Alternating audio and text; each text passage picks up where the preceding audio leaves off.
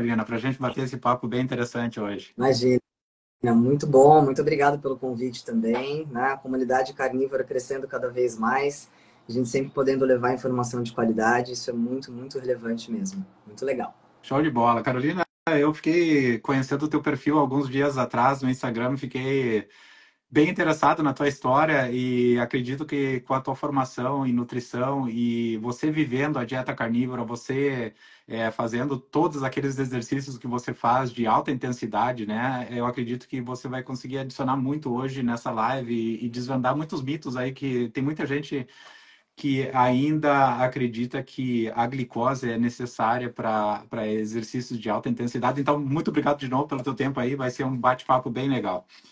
Ai, que bom, que legal. Então vamos lá, Carolina.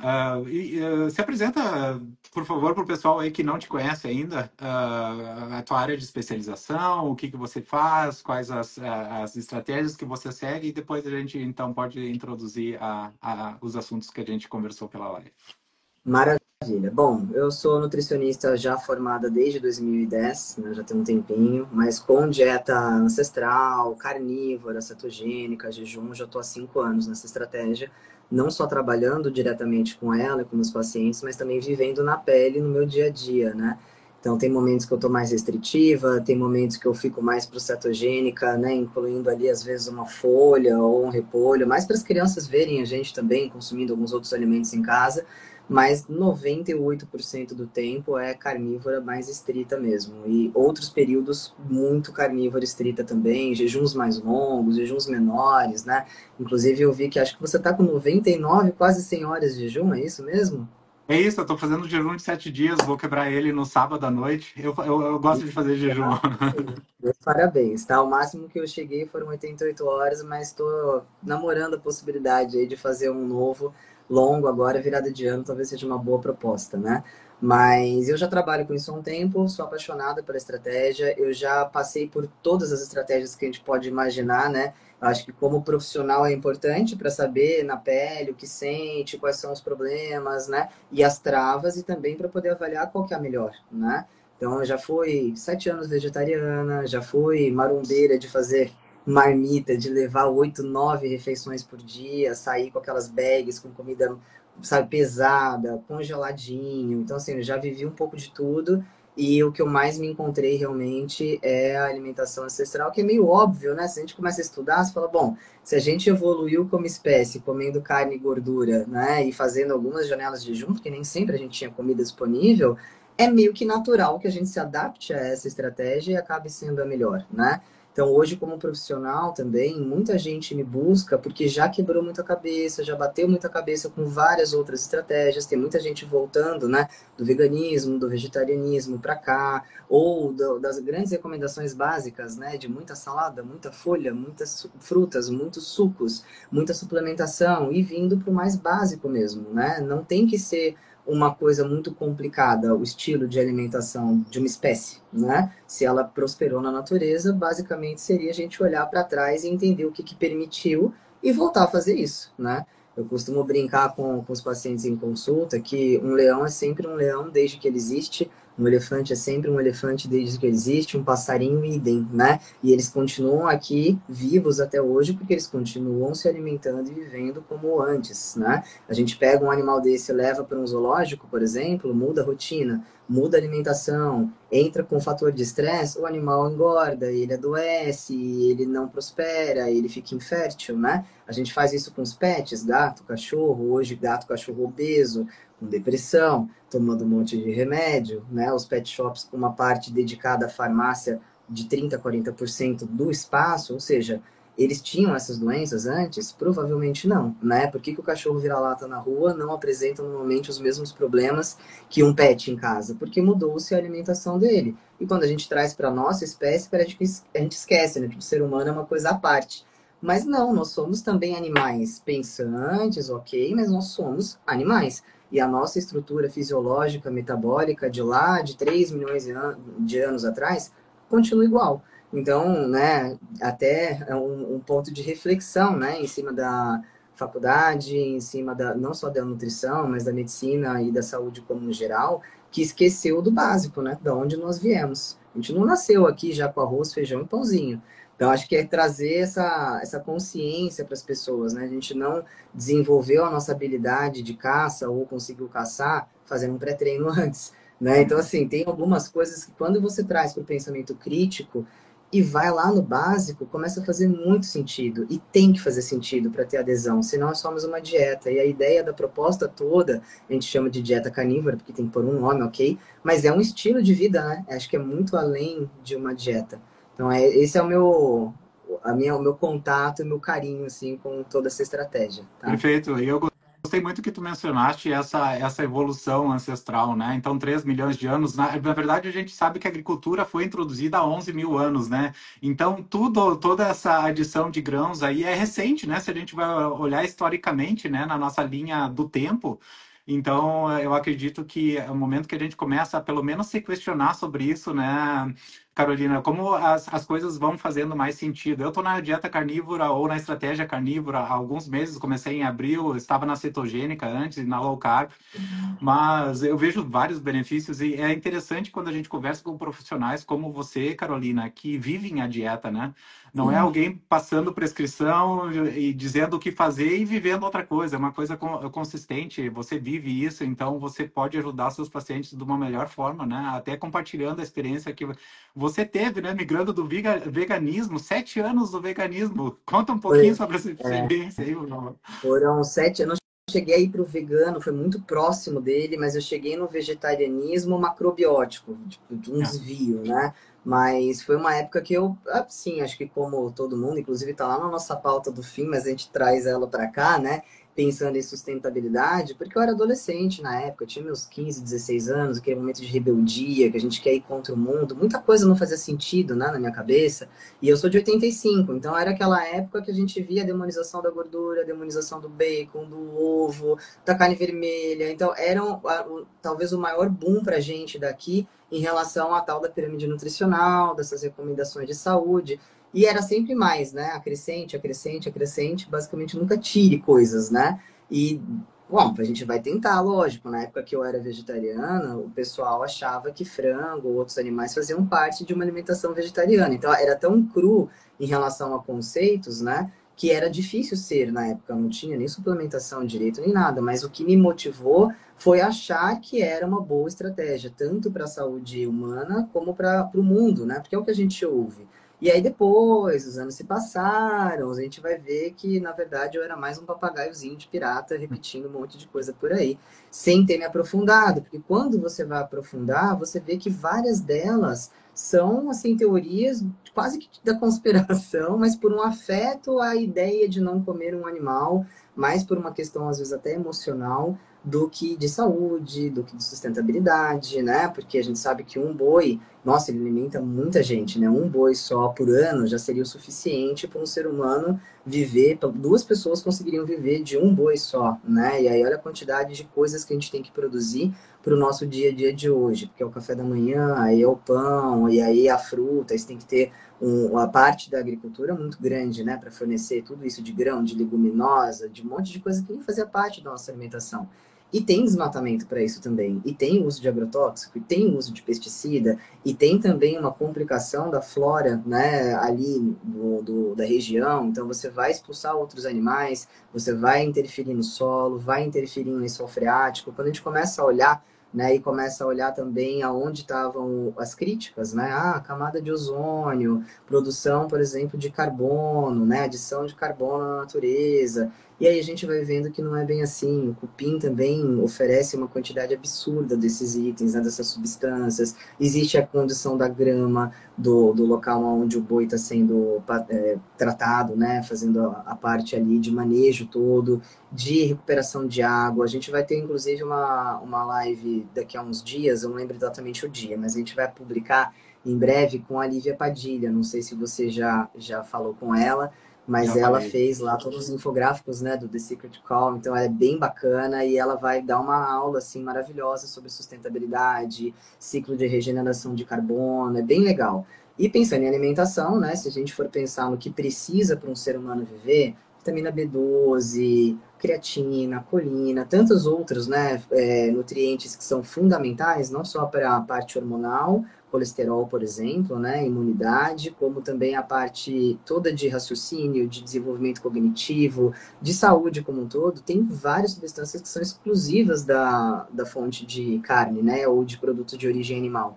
E aí, tudo bem, hoje, com toda a tecnologia que se tem, com toda a indústria, né, a favor, que a gente sabe que tem um interesse muito grande, né, você pode ser vegano ou vegetariano, mas vai ter que suplementar um monte de coisa, e boa parte dessas coisas, na verdade, vão ser extraídas de fonte animal. Mas aí fica naquela história, né? Porque a B12 não tem em fonte que não seja animal. Ah, mas eles pegam das cianobactérias, mas cianobactéria da alga não é planta, né? Então fica muito complicado, sabe? Para você bater o martelo e falar, eu quero ser, né? Por que que eu quero ser? Ah, porque eu tenho dó do animal? Ok, né? Porque eu não gosto, eu vomito quando eu como, enfim. Ou é religião? Tudo bem. Por sustentabilidade e por saúde, não tem como a gente apoiar, infelizmente.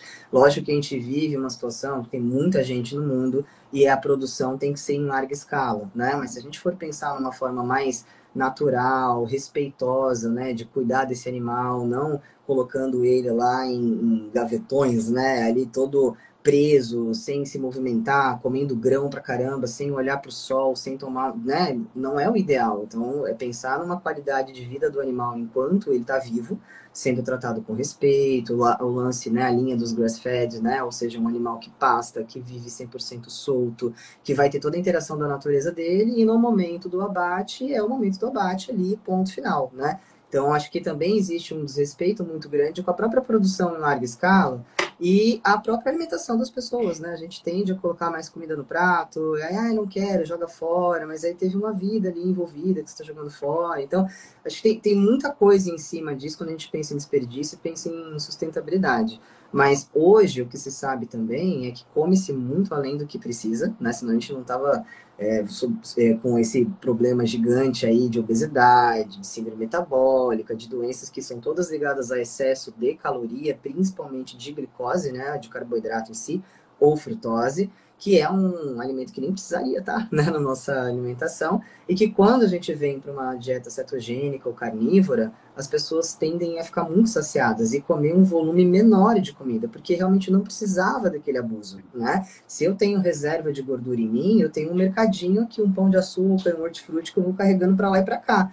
Infelizmente, não é um mercadinho que está 24 horas aberto. A gente precisa que a insulina abra esse mercadinho, que é o nosso sensor de nutriente, que diz se a gente está abusando muito de glicose, de carboidrato, e aí eu tenho que resolver esse problema, porque é tóxico, então ou uso, ou vou ficar diabético, ou vou armazenar em forma de gordura, ou eu vou conseguir acessar minha reserva de gordura e viver à base dela, porque ela serve para isso, né? E aí, por mais óbvio que pareça, eu sempre brinco que assim, gente, reserva de gordura é reserva. Você só vai acessar se entrar em reserva. Se tiver comendo toda hora, de 3 em 3 horas, ou nem é de 3 em 3 horas, mas é uma quantidade absurda de carboidrato, o corpo não é bobo, né? Para não inflamar, para não glicar, ele vai tentar resolver isso e vai armazenar. Então, come-se muito mais do que deveria, existe um incentivo para que isso aconteça, porque, lógico, se eu como muito mais, eu consumo muito mais, né? O meu wallet share ali aumenta, então, assim, eu vou gastar mais com comida, aí talvez eu gaste mais com antiácidos ou outros medicamentos para tentar corrigir as alterações de pH, de digestão e tudo mais, vai interferir no sono, daqui a pouco você também está ali no, né, na fatia do bolo dos medicamentos para dormir, daqui a pouco começa a mexer com toda a parte psicológica, emocional, e aí a gente vai também um pouquinho na fatia dos medicamentos psiquiátricos, existe a bariátrica, existe medicamento de colesterol, existe tanta coisa por trás disso segurando essa ideia de comer mais vezes, comer mais, e indústria alimentícia produzindo coisa cada vez mais diferente, né, mais gostosa e mais viciante. Então, quando você corta tudo isso, corta meio que o mal pela raiz, né, volta lá para o básico, a dieta de maior exclusão que tem, que é a dieta carnívora. Se for mais radical ainda, Lion Diet, né, vai viver de carne de boi, água e sal. Todo o resto desaparece, o resto a gente percebe que era tudo inútil, não precisava, se você tiver uma alimentação incluindo vísceras também, e de repente você fica mais saciado, e de repente você não precisa fazer 5, 6 refeições por dia, e de repente seu custo também diminui, porque dá uma impressão de que a dieta carnívora é cara, mas ela não é. Você para de gastar com refrigerante, com açúcar, com glúten, com farinha, com álcool, com várias outras coisas, né? Que estão muito ligadas a vício também. Então, quando a gente volta para o básico, vê-se que existe um incentivo a comer muito ligado ao body positive, tudo bem, da gente estar acima do peso. Nunca foi um problema a questão do peso. Né? Se a gente for olhar para o urso, ele não é chateado porque ele entra em hibernação e ganha peso. Existe por um fim. O problema é quando você começa, né, a vazar desse fim inicial, que era só por uma questão de sobrevivência, e aí vai ter que lidar com as consequências disso, não tem jeito, né?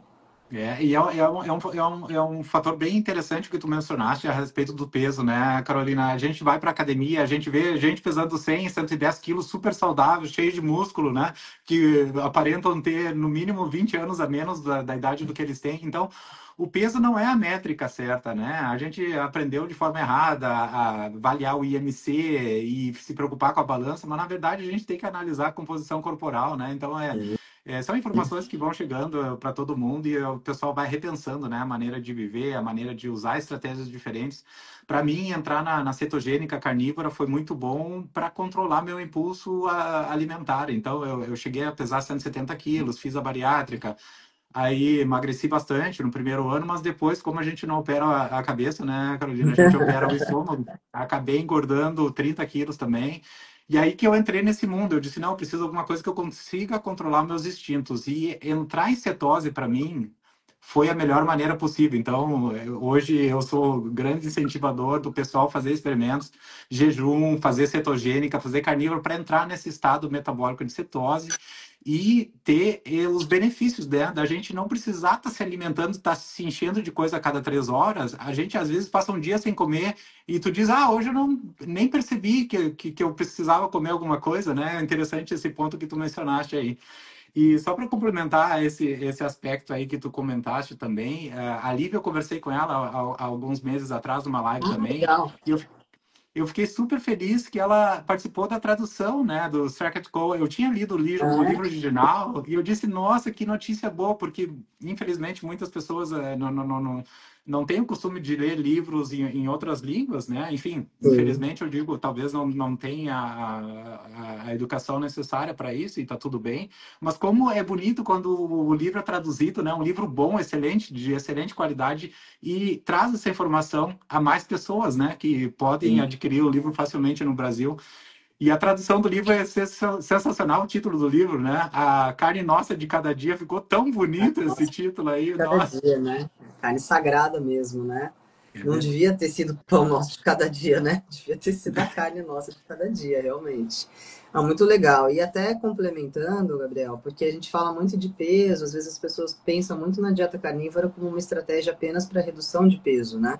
Só que ela é muito além disso. Então, como eu já estou trabalhando com isso há muito tempo, a maioria das pessoas que me procuram hoje nem é muito para emagrecimento especificamente, pensando em estética, tá? Ou é para qualidade de vida, saúde, ou porque já vieram de doenças autoimunes, já estão com várias alterações, ou os gatilhos de compulsão, como você mesmo disse, poxa, preciso dar um jeito de segurar a minha onda aqui, senão vou ter que ficar tomando bupropiona, né, ou topiramato, e aí, bom, sibutramina, dá para ficar falando horas, né, naltrexona, tem tantos nomes de medicamento que as pessoas usam para segurar, mas eu acho que a estratégia carnívora ela acaba sendo um bom ponto de partida para você ajustar as questões relacionadas a eventuais alterações de pH de estômago, de intestino, que podem interferir na produção de hormônio de bem-estar, regular a quantidade de proteína, a gente aprofunda mais, né? Mas às vezes quando você faz toda essa volta, né, de melhorar a sua alimentação, tirar o carboidrato,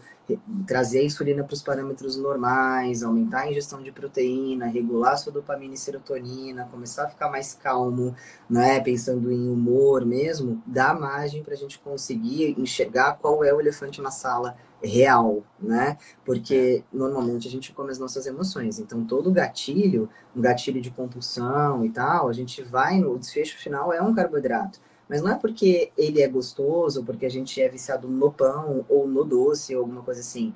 E sim pela entrega hormonal que ele vai nos trazer, né? Quanto mais rápido dissolve aqui na boca, pensando em amilase salivar, a gente faz digestão boca ou intestino em termos de carboidrato.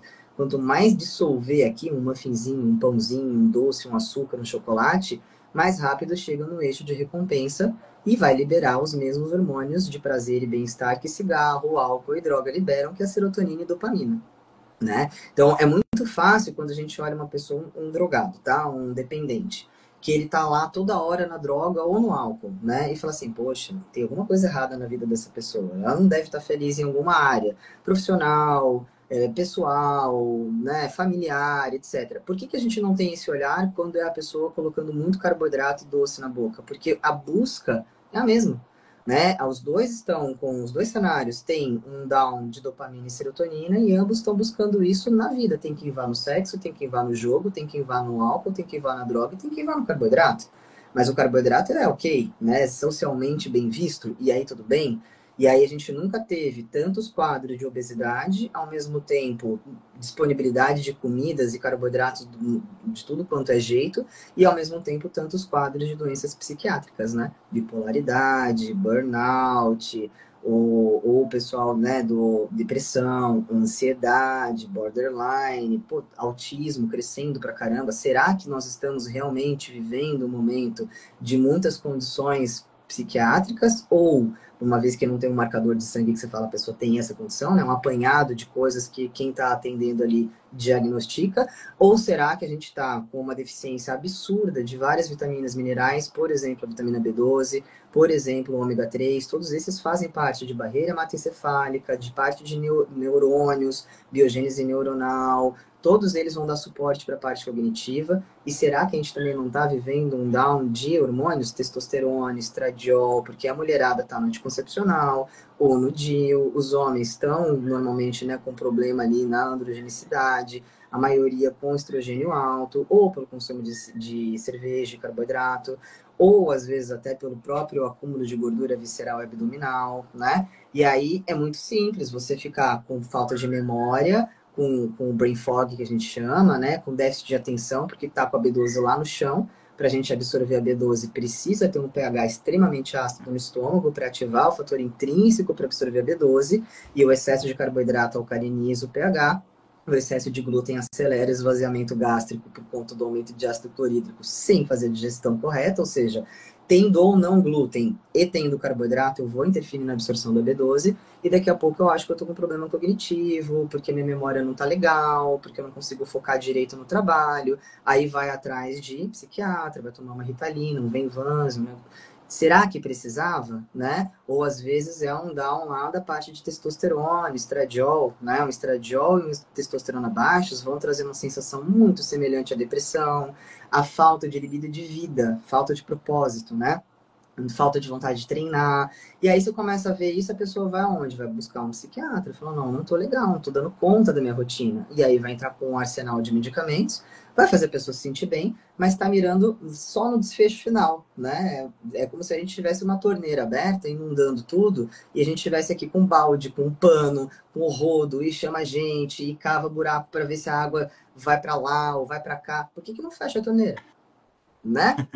É Então, muito assim, interessante o que tu esse é o meu comentaste, ponto, Carolina, né? porque tem muito feedback das pessoas também, né? Assim, que trocam para canívoro e falam para mim: ah, Gabriel, eu sofria com depressão e hoje eu não tomo mais remédio para depressão. Então, a gente vai lendo os livros, vai lendo a literatura científica e a gente vai entendendo melhor os mecanismos do nosso corpo, né, Carolina? A integração da saúde intestinal, né, com a saúde mental. O nosso sistema é todo coligado e a gente vai descobrindo isso na área científica, né? Ainda muitas pesquisas estão sendo feitas. Sim.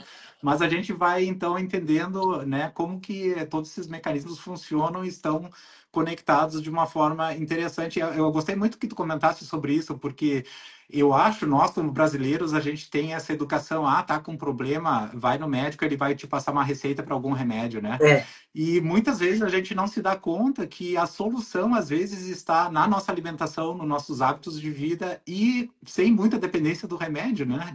Voltando de novo para a nossa ancestralidade, né? A gente não existia remédio, né? Há alguns exato. mil anos atrás. Então, muito muito interessante que tu comentasse esse aspecto aí.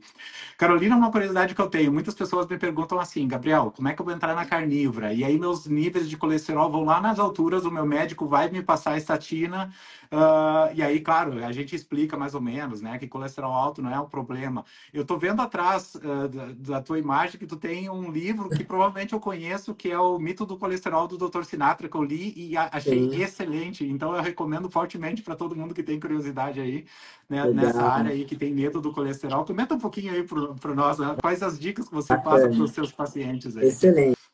Bom, tem esse livro que é muito bom, tem o da Nina Teicholz também, onde está? Gordura Sem Medo.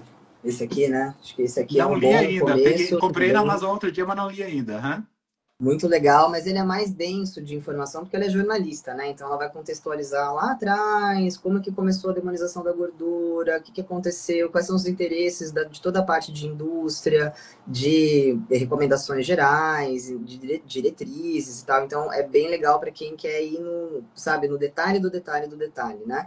Mas pensando em carnívora, né? E aí a gente tem que dar uma explicada maior aqui para poder todo mundo ficar na mesma página, tá? Quando a gente fala de problemas de risco cardiovascular e aí a demonização da gordura e o risco do colesterol, existe uma interpretação muito ruim em relação ao colesterol, né? Porque água e gordura não se misturam. Então, para eu poder navegar com as coisas que não são lipossolúveis, eu vou precisar colocar elas dentro de transportadores, pensando em barquinhos dentro da minha corrente sanguínea para navegar com as vitaminas lipossolúveis, que é a A, D e a K, né? Ou com os ácidos graxos, com o triglicerídeo, colesterol. Então, não dá para só jogar lá na minha corrente sanguínea igual a glicose, que navega sozinha, não precisa de ninguém, né? Que inclusive acaba sendo um problema, né? Mas as gorduras não. Então, quando a gente pensa quem é o colesterol total, ele é a somatória do HDL, do LDL, do VLDL. Então, sozinho, né, não é um número que fala, tem que ficar abaixo de 90, tem que ficar abaixo de 190. Era 210 até pouco tempo atrás, né? Mexeram com base em Estão nada, mudando. né? Acho que primeiro é entender que valor de referência é em cima de média populacional e a nossa média populacional não está legal. Segundo, muda de país para país, que eu tenho pacientes no Canadá, na Austrália, nos Estados Unidos, é diferente. Os números, não só de colesterol, mas de vários outros marcadores são diferentes. E aí, pô, não é todo mundo ser humano? Teoricamente, devia ser, então, unificado, né? O valor de referência devia servir para todo mundo no mundo. Não é assim, então, que já dá um norte de a gente pensar um pouco diferente em relação a isso. E também não é uma questão de controle de molécula, e sim qual o cenário que essa molécula está inserida, né? Então, quando a gente pensa nos medicamentos, aonde eles vão visar? Baixar LDL, que é o que todo mundo fala mal, né? E aí eles vão conseguir baixar o LDL, vão baixar o colesterol, alguns aumentam um pouquinho o HDL, mas eles não conseguem mexer no triglicerídeo e no VLDL. E aqui é onde vem a nossa conversa, né? Porque eles são fatores de risco também. E dentro do LDL existem os subtipos, tem 11 subtipos de LDL. 3 são potencialmente heterogênicos, mas também não quer dizer que eles vão formar uma placa de ateroma ali sozinhos do nada, né? Então, quando a gente fala em lipoproteína, é alta densidade ou baixa densidade. Então, esse nome, HDL, High Density Lipoprotein, uma lipoproteína de alta densidade, se é lipoproteína, ela tem gordura e tem proteína nela. Se a gente pegar uma pessoa, ambos com 100 quilos, um com percentual de gordura alto, porque está acima do peso, e o outro é um bodybuilder. Os dois têm 100 quilos. Joga os dois na água. O bodybuilder afunda e a pessoa que está mais acima do peso tende a flutuar. Por quê? Densidade. Um tem mais proteína, ou tem mais gordura. Então, quando eu penso num HDL, que é uma lipoproteína de alta densidade, ela carrega mais proteína do que gordura. Quando eu penso no VLDL, que é o Very Low Density Lipoprotein, ela é baixíssima densidade. Ou seja, ela carrega muito mais gordura nela do que proteína. Isso torna ela mais instável também, porque ela carrega menos vitamina E, que é um antioxidante. Então, além dela não ter muito fator de proteção, ela tem muita gordura navegando por aí. Agora, da onde vem o triglicerídeo, que é o que a gente tem que parar para pensar. Por que, que os medicamentos não conseguem resolver ele? Porque ele não vem da gordura. Ele é uma forma que o nosso corpo desenvolveu de armazenar glicose, combinando com 3 ácidos graxos, que é a gordura que a gente tem no corpo inteiro, e montando o tal do triglicerídeo, né? Então, não adianta eu focar só na gordura.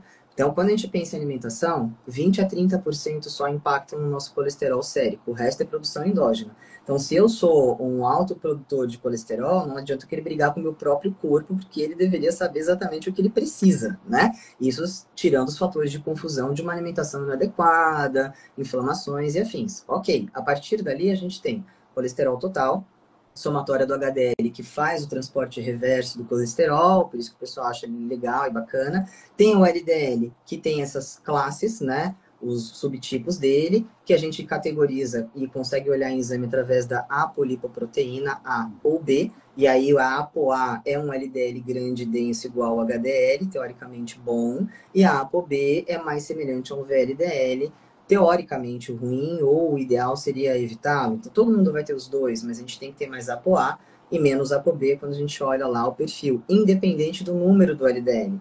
Porque eu posso ter um LDL de 70, ou seja, abaixo do valor de referência de 100, para os cardiologistas amarem o número, e ser mais ApoB do que ApoA. Não vai adiantar. Tem gente infartando com LDL de 70, 60%, 40%, de 40% a 60%, ou infarta com remédio para colesterol, ou seja, não era para isso estar acontecendo, ou com os níveis baixíssimos. Então, por que essa pessoa está infartando, então? Se ele não está alto ou se ele está medicado, né? Porque não é tão simples assim. Então, quando a gente pensa em triglicerídeo, ele vem da glicose, um mecanismo que o nosso corpo, ou da frutose. Quando a gente pensa em glicose e frutose, vem do carboidrato, independente de qual é. Eu brinco que se é de Deus ou do homem, pouco importa, né? Se é uma fruta que tem frutose e glicose, se é o mel da natureza que tem frutose e glicose, ou se é um farináceo, se é um arroz, se é um bolo, ambos vão ter glicose e frutose, alguns só glicose, mas vai depender de quantidade. Então, eu tenho lá uma batata, tenho 20 gramas de carboidrato nela, é mais amido. Amido é glicosezinha junto com glicose. A hora que cortar, é um monte de glicose.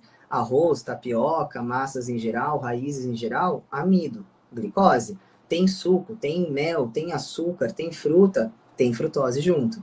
Frutose só o fígado metaboliza. Então já começa por aí, porque a gente está falando de um órgão pequeno, né? E relativamente 100 gramas de glicose ele consegue manter nele como um estoque de glicogênio, né, hepático. Então a gente pensa nele como um órgão pequeno que metaboliza frutose, que não tem resistência a isso, ou seja, quanto mais frutose entrar, mais ele vai se virar para resolver esse problema. E a frutose a gente nem usa, ou seja, quando ela chega lá, ela é convertida em glicose para uso. Se o fígado não estiver precisando, ela é convertida em estoque, 700 calorias em média, né, que guarda ali no fígado e que levam 24 horas de jejum para zerar, ou seja, eu brinco que é como se fosse uma carteirinha de dinheiro e o dinheiro mesmo tá no banco preso lá, né? Pensando em emagrecimento, tá?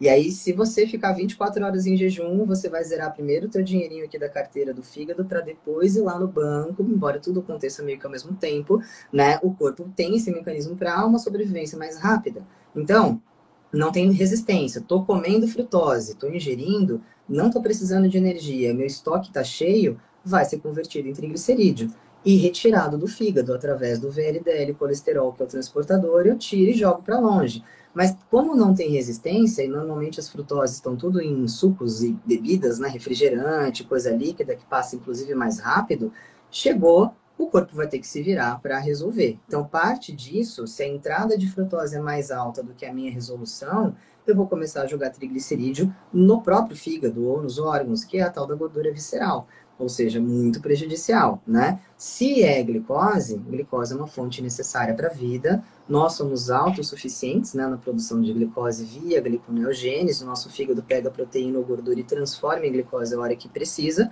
Pouquíssimos neurônios, hemácia e medula renal só usam glicose, então para essa galera a gente produz.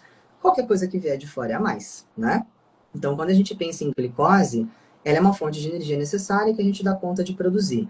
Por que, que ela é um risco quando ela está alta? Pela toxicidade dela, porque ela não precisa de um transportador igual às gorduras, ela está aí, livre pelo corpo. Nesse livre pelo corpo, se ela sobrar, ela pode interagir com os tecidos e gerar a tal da glicação, que é irreversível, né? E uma hemoglobina mais glicada carrega menos oxigênio para lá e para cá. Então, eu posso começar a ter dano na vista, eu posso começar a ter dano nos rins, né? Então, o que é a glicação? O que a gente olha lá no exame? Hemoglobina glicada, né? É um marcador de diabetes. Até 5,6 ok, de 5,7 a 7 pré-diabetes, acima de 7, diabetes. Mas o que, que muda aqui? O nível de glicação. A pessoa que está no 5,6, aí ela vai no 5,7 e volta, ela está glicando também, ela só não tem um diagnóstico, né? E a medicina 2.0 é aqui de bracinho cruzado, esperando a pessoa ficar realmente doente para depois começar a medicar. Mas a glicação está acontecendo, mas o nosso corpo não é bobo, né? Ele sabe, ele desenvolveu um mecanismo para não deixar a gente adoecer assim, né? As coisas não são do nada, a gente não pode, não deita normal e acorda diabético no dia seguinte, né? Então, quando a gente está comendo carboidrato, pensando em valor de referência de laboratório, glicose ideal até 90 mais ou menos, né? O que, que significa quando ela está acima de 90? Que ela está sobrando. Então, ou o cérebro, coração, músculos e etc. vão usar, ou ela vai ficar sobrando. Se ela ficar sobrando, a insulina, sensor de nutriente que não responde a gordura, responde muito pouco à proteína, mas responde muito à glicose, então eu brinco que é basicamente um sensor de glicose, né? Vai perceber que essa glicose está acima e vai forçar a entrada dela nas células para poder reduzir a glicose de novo. Então, quando a gente vai lá fazer um exame, é em jejum. Naturalmente, tua glicose vai estar ok. Ninguém vê para onde vai depois, né? Aí saí do exame, foi lá na padaria e come pão. Jogou ela para 170. Quem é que vai trazer ela para baixo de 90? A insulina. Ela vai dar um jeito. Enquanto ela conseguir, ela vai dar esse jeito. Que jeito é esse? Força a entrada de glicose nas células. As células também têm uma capacidade limite. Se eu não estou usando ou se eu estou cheia, eu fecho a portinha de entrada. A insulina tenta entregar e não consegue. Resistência à insulina. Não posso deixar sobrar se não me glica. O que, que ela faz? Ativa uma cascata de enzima que combina a glicose com 3 ácidos graxos, monta um triglicerídeo e armazena. Armazena onde? No adipócito, célula de gordura que tem uma capacidade limite, né, de continuar enchendo de triglicerídeo igual fosse uma bexiga, e quando ela fica grandona, ela duplica e continua enchendo, e aqui eu tô armazenando, aqui eu tô engordando, né, no caso, excesso de glicose que eu não usei, que o meu mecanismo tem uma forma de me proteger e transformar isso em gordura, mantendo a minha glicemia mais baixa quando a gente olha lá no exame ou faz medição no dedo, né? Então, não é uma mágica que acontece e a glicose, quando entra, não some, não desaparece dentro da gente. O problema é que ou você vai usá-la, e aí você não vai vê-la, ou ela vai te glicar, e aí você vai ficar diabético, e só vai descobrir quando tiver diabético, ou ela vai ser transformada em gordura, né? E aí a gente meio que não tá mais vendo ela, a gente só tá vendo a gordura, e agora a nossa preocupação é com a gordura, mas como é que ela chegou ali? De onde ela veio? Do carboidrato. A gente mirou no cara errado o tempo todo, né? Então, quando a gente pensa na glicose, pensa nessa glicação, dentro da artéria existe uma estrutura chamada glicocálix. É como, eu brinco que é como se fosse uma avenida, né? Aqui, e aí tem os bairros. Você tem que, para entregar nutriente, para fazer troca gasosa, para poder fazer as trocas e interações, você tem que sair da avenida. Você tem que entrar nos bairros. Então, essas entradas de moléculas, às vezes, podem gerar algum dano no tecido. Por pressão alta, quem é hipertenso, por rigidez de artéria, pessoal do álcool ou do cigarro, ou por excesso de glicação, da glicose, porque ela também glica o glicocálix, né? Ela glica as próprias moléculas de colesterol. Só que o LDL que leva fama é um band-aid, né? Ele é, fiz uma machucado, tem uma casquinha aqui, né? Aí embaixo da casquinha tá cicatrizando, e aí a hora que o tecido estiver legal, a casquinha vai embora e tá tudo bem. Fiz uma lesão lá no endotélio, o LDL vem, tampa como se fosse uma casquinha, a hora que tiver tudo bem, ele é absorvido e tudo bem. Agora, se eu tomo carboidrato direto, é café da manhã, é almoço, é lanche à tarde, é jantar, e é de segunda a segunda, e é anos, assim, eu vou ter um monte de glicação dentro do meu glicocálix, eu vou ter um monte de LDL tampando, correndo risco também de ser glicado pela glicose, e isso vai formando a tal da placa de gordura, que é a placa de ateroma. E aí uma placa aqui, uma placa ali, outra ali, vai entupindo, infarto, trombose, AVC, mas de onde veio, né? Então, por que a gente põe a culpa no LDL como se, vamos controlar aí para baixo, porque se ele tiver baixinho, nada vai acontecer. E dá-lhe carboidrato, né? Ou seja, a glicose vai continuar lesionando.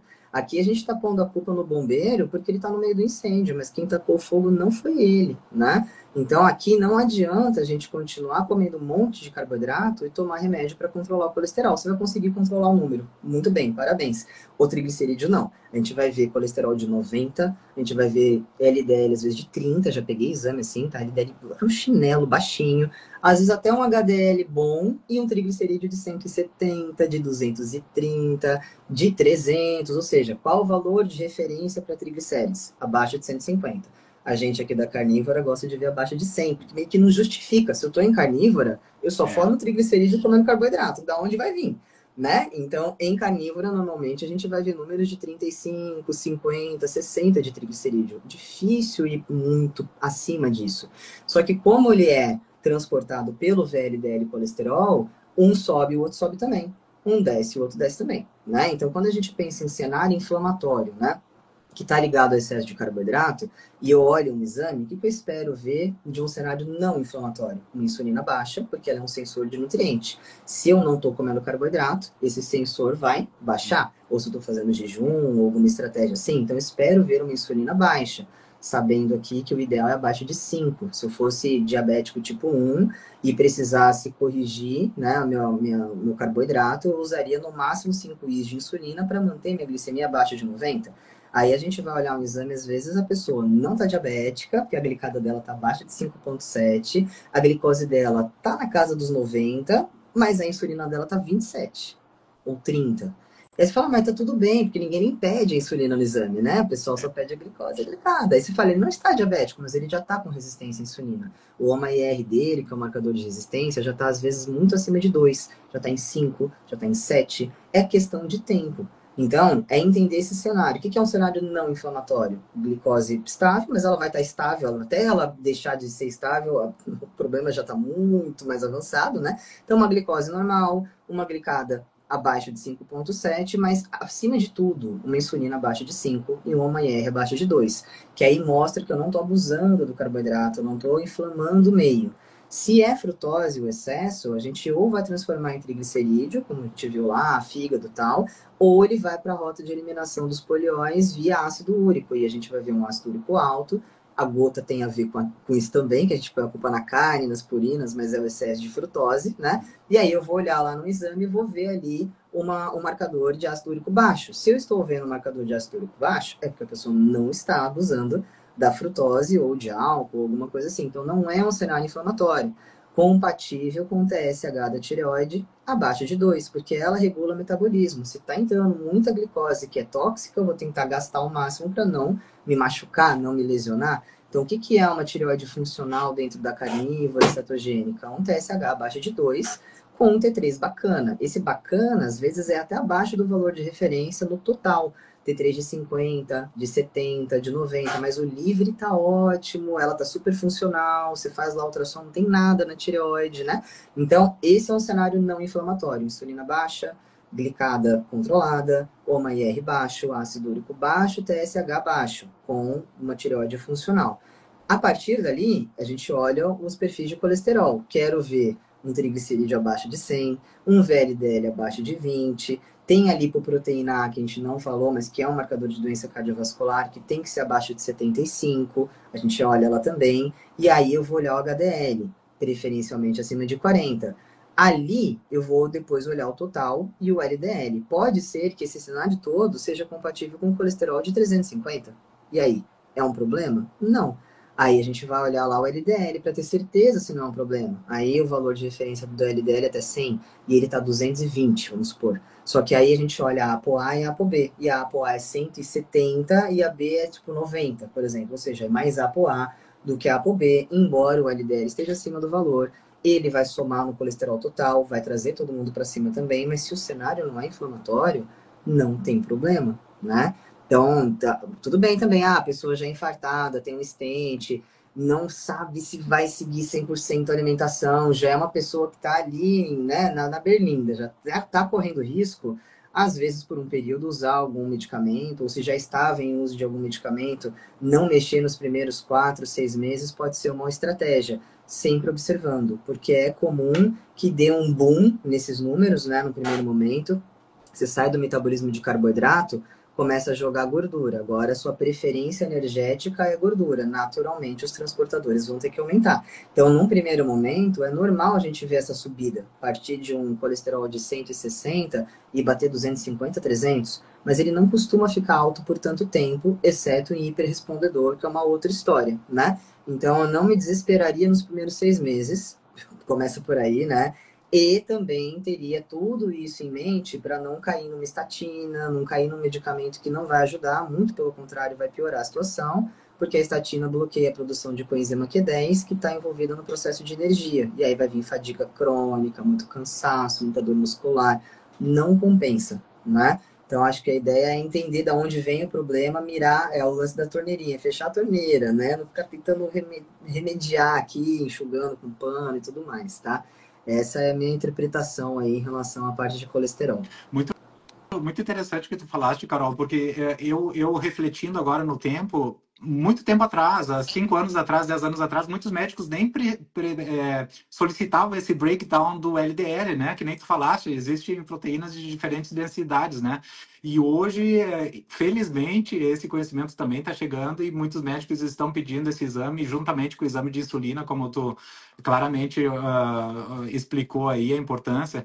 E, Carol, existem aquelas pessoas magras de ruim, né? Que a gente tem esse termo. Ah, o cara é magro de ruim, come um monte de carboidrato e não engorda. Então, o carboidrato não faz tão mal assim, né? Que é um mito, né, Carol? Porque, embora a gordura não seja esteticamente visual, né, na pessoa, pode ser que a pessoa está totalmente inflamada, pode ser que ela tenha muita gordura visceral, né? Que causa, daí sim, muito risco à saúde cardiovascular. Não é o fato de ver a pessoa com aquele pneuzinho que vai dizer que a pessoa não está saudável. Pode ser também esse outro cenário, né, Carol? Explica um pouquinho a tua experiência aí de muita gente que estava inflamada internamente e eventualmente estava magra, né? Estava no peso ideal, mas estava inflamada e aí você colocou a pessoa numa estratégia carnívora e melhorou os marcadores aí.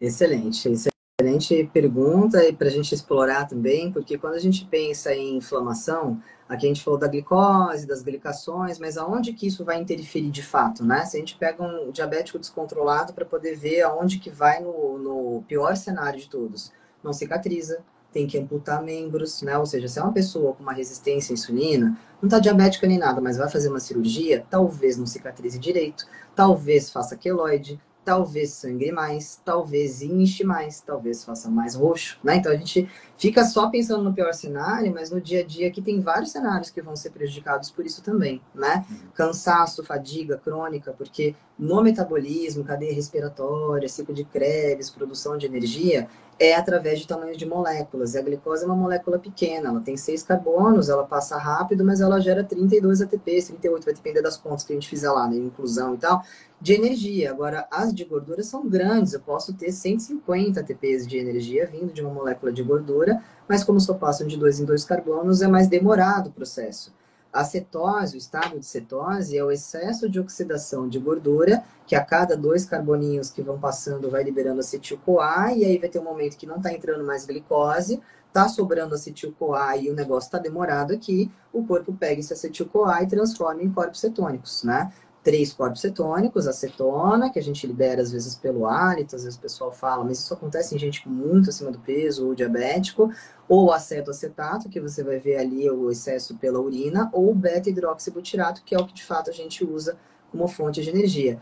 O beta-hidroxibutirato, ou seja, o corpo cetônico, ele é muito mais eficiente do que a glicose e usa menos oxigênio na produção de energia.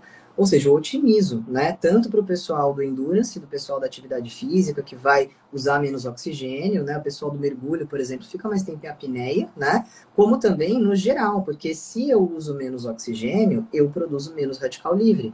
Aonde que o radical livre vai levar? Doença, né? Encurtamento de telômero, pensando em DNA, envelhecimento. Então, se eu uso menos oxigênio, eu inflamo menos, porque eu produzo menos radical livre, já começa por aí. Se eu estou em cetose, o próprio corpo cetônico tem um efeito pleiotrófico, ele vai proteger a nossa massa magra, ele vai estimular a GH e testosterona, melhorando toda essa preservação de músculo também, e um desvio maior para a lipólise, né, para a gente quebrar gordura e emagrecer, o que é ótimo também.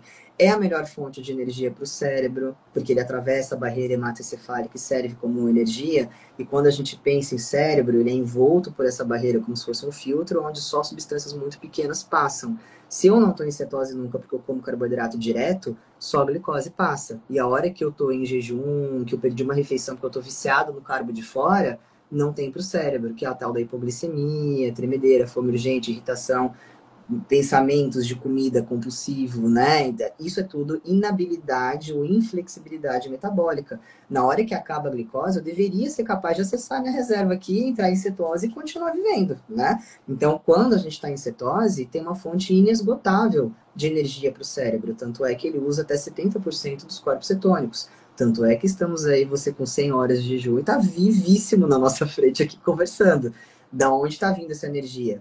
Corpo cetônico, né? Então, quando a gente pensa em cetose, ela protege massa magra, ela melhora o perfil hormonal, ela melhora a neurogênese, né? Ou seja, formação de novos neurônios, fator de crescimento, BDNF, crescimento de novas mitocôndrias, porque se eu não tenho agora aquela entrada de glicose constante, eu preciso otimizar o que eu já tenho, então eu preciso ter célula nova, não posso ter mitocôndria com disfuncional, com dano, com defeito, então a gente sai limpando e arrumando a casa toda, né?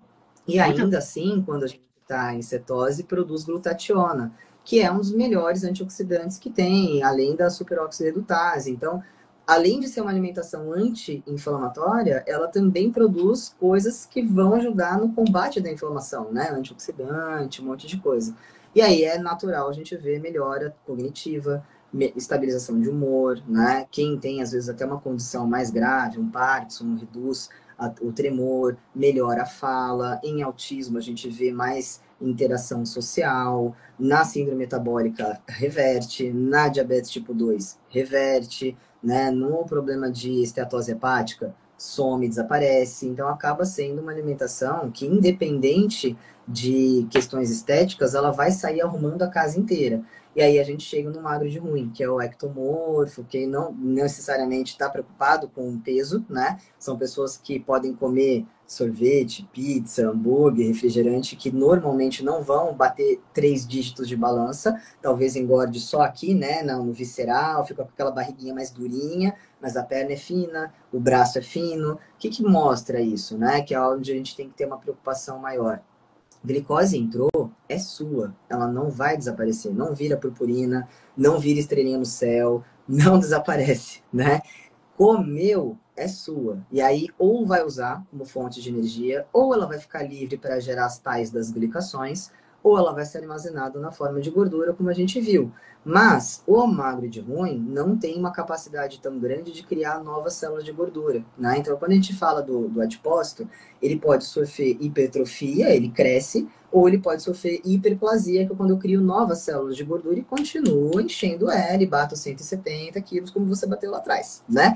Esse é o mecanismo. Se a gente for pensar, o endomorfo ou o mesomorfo, que são as pessoas que têm uma capacidade maior de criar novas células de gordura, em tese, estão mais adaptados a essa abundância descontrolada de carboidrato que a gente vive, porque o mecanismo que eles têm é mais interessante, ele é mais responsivo em tirar essa glicose e armazenar em forma de gordura no subcutâneo, que teoricamente não é um problema tão grande, lógico que vai ter problema com o passar do tempo, né? Mas foi feito ali para poder armazenar, foi feito no subcutâneo, do que o ectomorfo, que é o magro de ruim, que tem essa inabilidade de criar novas células de gordura, ou seja, a hiperplasia não acontece, mas a hipertrofia do que já tem super acontece. E como não desaparece, se eu não tenho condições, por exemplo, de jogar essa gordura para fora no meu subcutâneo, ou ela vai parar pelo fígado e pelos viscerais, e aí por isso que justifica aquela barriguinha mais dura, não é daquela barriga de gordura, né? É uma barriga mais densa, quase que de gravidez, porque tá tudo preso entre os órgãos ali,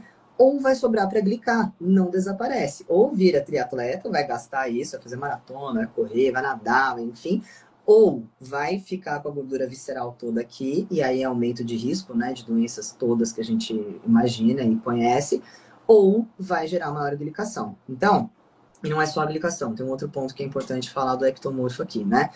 Quando a gente fala em diabético, tudo que acontece com um diabético descontrolado acontece em níveis menores numa pessoa que ainda não é diabética ou que está no início de um diabetes. Os danos vão acontecer do mesmo jeito. E existe o diabetes tipo 3, que é a condição no cérebro, que está ligado a Parkinson, Alzheimer, dano neurodegenerativas e todas, instabilidade de humor, depressão, tudo isso está ligado à glicação cerebral também, né? Então, quando a gente começa a pensar aqui aonde que vão os problemas numa pessoa que é ectomorfa, que é magro de ruim, se eu como carboidrato ele não desaparece e eu não tenho habilidade de esconder isso, porque eu não consigo crescer muito para o lado, né? Pensando em reserva de gordura, vai sobrar mais para te glicar, não tem para onde ir. Então, a pessoa que tem capacidade de engordar muito, ela vai demorar mais tempo para ficar hipertensa, para ficar diabética, para desenvolver um problema cardiovascular. Quem não tem essa capacidade vai glicar mais, vai ficar diabético mais rápido, vai ter dano neurológico mais cedo, né? Porque essas doenças que a gente está falando, câncer, neurodegenerativas, normalmente a gente diagnostica uns 10 anos antes, né? Ou seja, a coisa já está acontecendo.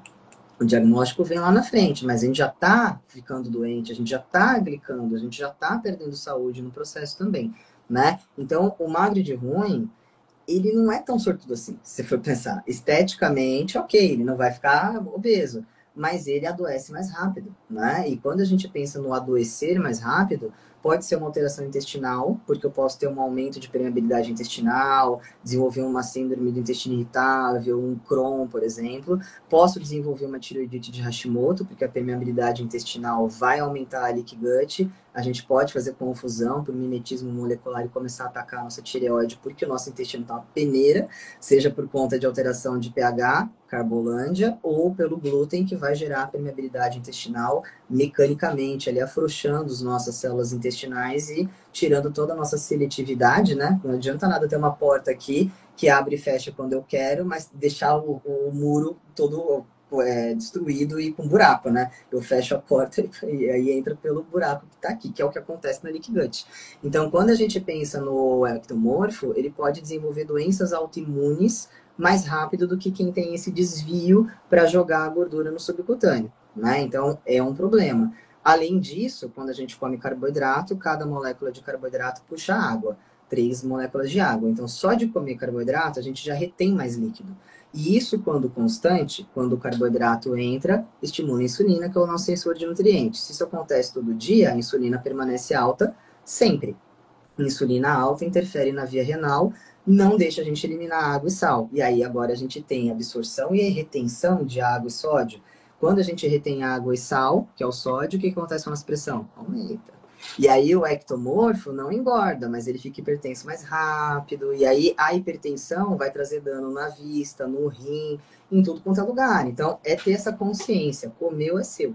Ou usa, ou torra, ou armazena, né? Ou usa, ou glica, né? Ou armazena. Não tem muito para onde a gente correr. Então o ectomorfo, ele tem esse benefício, aspas, mas ele tende a diagnosticar o problema depois, porque ele costuma ser mais irresponsável, assim, né? Porque eu posso de tudo, vou negligenciando, porque eu tô bem.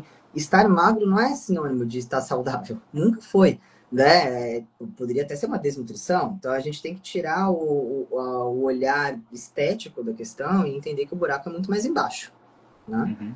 Perfeito. Muitas perguntas vêm com relação ao estado de cetose, né? As pessoas perguntam como é que eu me torno ceto-adaptado, né? Que foi exatamente o que tu conversaste aí, né? Algumas pessoas têm mais facilidade de entrar em cetose. Existem vários métodos. Eu gosto muito do jejum, né? Então, você entra em jejum e em alguns dias você já vai entrar em cetose naturalmente.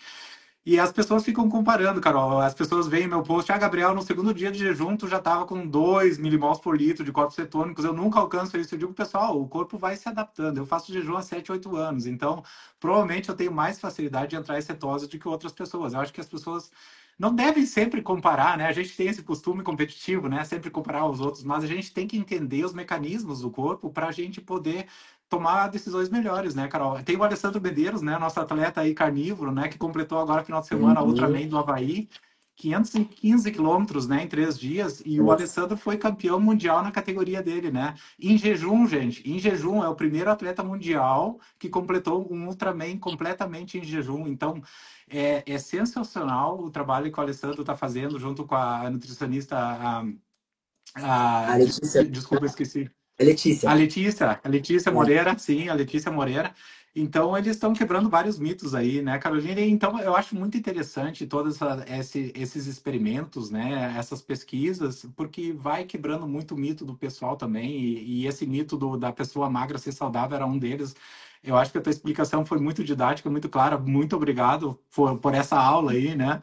E eu tô vendo o tempo aqui, a gente já está acabando o tempo, infelizmente, da nossa live. Estou vendo vários comentários aí do pessoal parabenizando a tua competência aí, e todas as Ah, que dicas que tu legal. passaste. Vamos marcar outra hora para uma outra live. Tem tantos assuntos interessantes, né, Carol, para a gente conversar e ajudar o pessoal aí que está nesse processo de transformação aí. Porque no final do dia eu acho que todo mundo é responsável, cada um é responsável pela sua própria saúde, né? Então, claro Sim, que as pessoas, é bom escutar dos especialistas, de pessoas que passaram por experiências parecidas, mas a responsabilidade das ações são da própria pessoa, né, que toma. Então, cada um de nós é responsável pelo que a gente colhe. Então, vamos encerrar a live hoje, Carol. Muito obrigado de novo pelo teu tempo, por toda essa aula aí. Eu vou fazer os cortes e publicar no Instagram nos próximos dias aí. Vamos marcar mais uma live aí quando tu tiver um tempinho. vamos sim. Eu acho que para a gente finalizar, você tocou num ponto muito importante. Hoje, as pessoas estão atrás de um diagnóstico, mas elas têm que É. assumir a responsabilidade pelos atos delas, né? Você ter um diagnóstico parece que te isenta da responsabilidade. Agora você é hipertenso, toma isso daqui. Agora você é diabético, toma isso daqui. Não, como é que você ficou? Não caiu do céu, né? Então, acho que é trazer para nossa responsabilidade mesmo, independente de ser culpa ou não, se está na nossa vida, é responsabilidade nossa resolver isso, né?